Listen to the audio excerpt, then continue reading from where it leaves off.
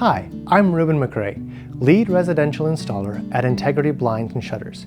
If you're looking for an interior product that offers privacy, sun control options, and a clean, sleek look, shutters are an excellent choice.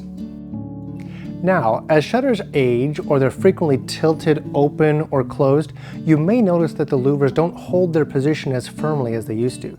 This is likely an issue with the tension inside the panel. Fortunately, the solution is pretty simple. First, open the panel and take a look at the sides to locate the screw holes. Typically, there are 1 or 2 screw holes on each side. If you don't see any screw holes, you'll need to contact your window treatment provider for assistance.